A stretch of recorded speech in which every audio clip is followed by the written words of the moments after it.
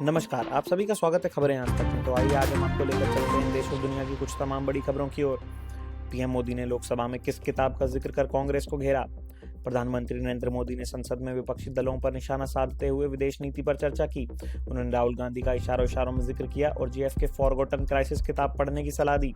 किताब में नेहरू कैनेडी वार्ता का जिक्र है। उन्होंने राष्ट्रपति का अपमान न करने की भी अपील की और तुष्टीकरण से मुक्ति पर जोर दिया।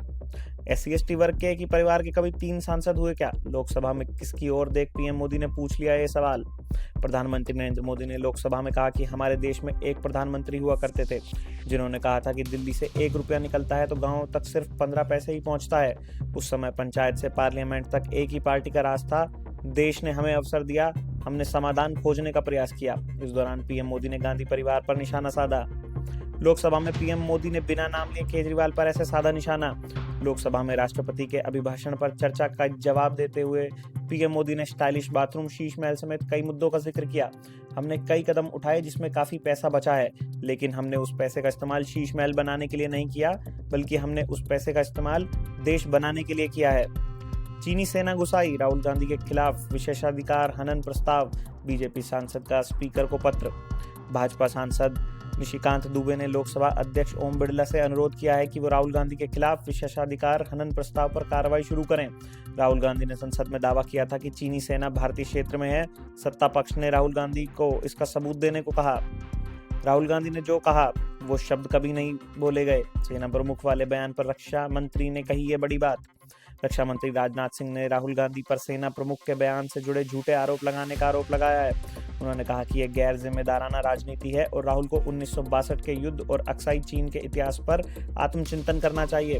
राजनाथ सिंह ने कहा कि राहुल गांधी द्वारा सेना प्रमुख के नाम पर कहे गए शब्द उनके द्वारा कभी नहीं बोले गए। विदेशी नागरिकों के डिपोर्ट नहीं होने पर सुप्रीम कोर्ट ने असम सरकार को लगाई फटकार। सुप्रीम कोर्ट ने असम सरकार को आदेश दिया है कि वह हिरासत में रखे गए 63 लोगों का डिपोर्टेशन शुरू करे और 2 सप्ताह के भीतर अनुपालन रिपोर्ट दाखिल करे।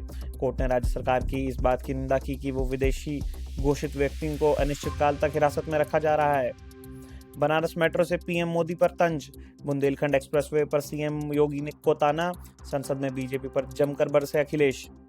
राष्ट्रपति के अभिभाषण पर धन्यवाद प्रस्ताव पर चर्चा के दौरान सपा अध्यक्ष अखिलेश यादव ने मोदी सरकार पर निशाना साधते हुए कहा कि जो लोग दिल्ली में मेट्रो बना रहे हैं वो बनारस में मेट्रो क्यों नहीं बना रहे। उन्होंने यूपी बीजेपी में आपसी टकराव का दावा किया और इंफ्रास्ट्रक्चर प्रोजेक्ट्स पर खुद की सरकार की तारीफ करते हुए बीजेपी सरकार पर तंज कसा कि बुंदेलखंड एक्सप्रेसवे उद्घाटन के दिन ही टूट गया। यह अमृत काल है या विषकाल, रुपया वेंटिलेटर पर मल्लिकार्जुन खड़गे ने मोदी सरकार को जमकर सुनाया। कांग्रेस अध्यक्ष मल्लिकार्जुन खड़गे ने सोमवार को बीजेपी सरकार पर जमकर हमला किया। उन्होंने कहा कि आज रुपया अस्पताल में है। उन्होंने कहा कि यह सरकार अमीरों के लिए काम करती है।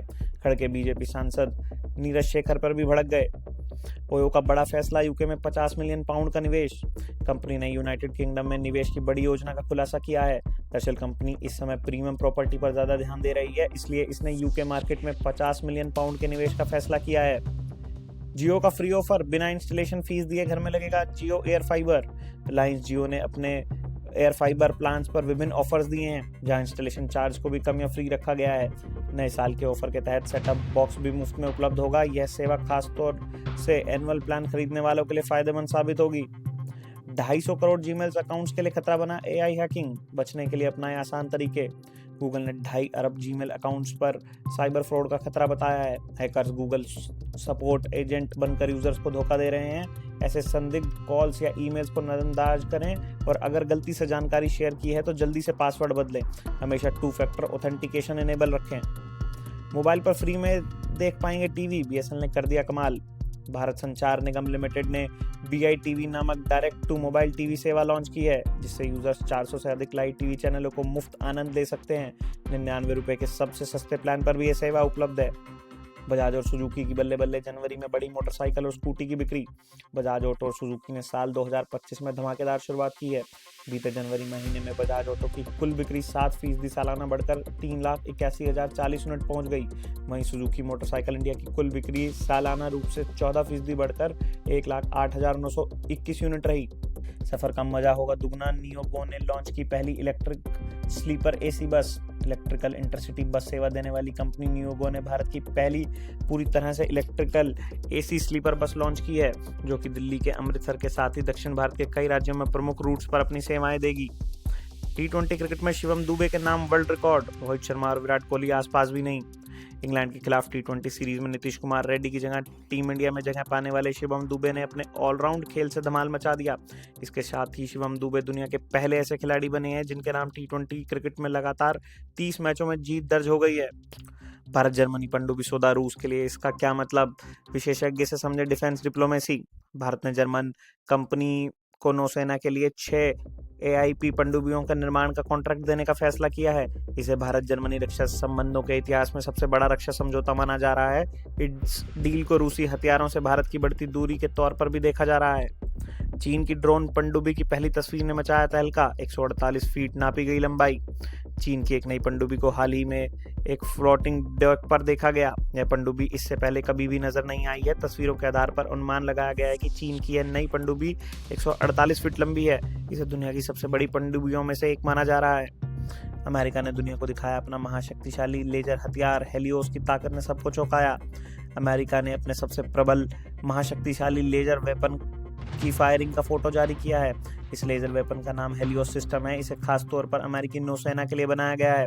हेलियोस सिस्टम दुश्मन के ड्रोन को मार गिराने में सक्षम है। यह अमेरिका का सबसे शक्तिशाली लेजर वेपन है। तेजस के इंजन के बाद अब अपाचे की डिलीवरी में देरी, भारत की टेंशन बढ़ा रहा अमेरिका। अमेरिका ने भारतीय सेना को मिलने वाले अपाचे हेलीकॉप्टर की डिलीवरी में 9 महीने से ज्यादा की देरी की है। इससे भारतीय सेना के एविएशन विंग में अपाचे को लेकर इंतजार बढ़ता जा रहा है। भारत ने 2020 में अमेरिका के साथ 6 अपाचे हेलीकॉप्टरों को लेकर सौदा किया था।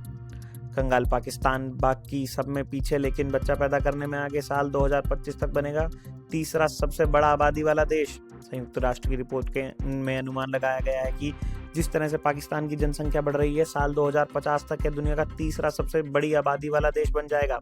हालांकि पिछले 3 दशक में पाकिस्तान की प्रजनन दर में गिरावट को रिकॉर्ड किया गया है। हिंद महासागर बनेगा अखाड़ा, भारत शामिल करने जा रहा तीसरी परमाणु पनडुब्बी, पाकिस्तान और चीन की खतरनाक तैयारी। भारतीय नौसेना इस साल के आखिर तक अपनी तीसरी परमाणु पनडुब्बी INS अरिदमन को शामिल करने जा रही है। भारत तब ऐसा करने जा रहा है जब पाकिस्तान नौसेना चीन की मदद से बहुत तेजी से अपनी सैन्य ताकत को बढ़ा रही है। पाकिस्तान नौसेना सबमरीन भी शामिल कर रही है। दिल्ली नोएडा में सर्दी का यूटर्न, आज बारिश से गिरेगा पारा, लेकिन राहत बस कुछ दिन की। करीब 1 हफ्ते बाद धूप और गर्मी से राहत मिली, लेकिन 3 दिन बाद तापमान 24 डिग्री के ऊपर जा सकता है। सोमवार शाम और रात को बारिश के आसार हैं, जिससे तापमान फिर घटेगा। इसी प्रकार की देश और दुनिया की तमाम बड़ी खबरें जानने के लिए हमारे साथ जुड़े रहें और देखते रहें खबरें आज तक।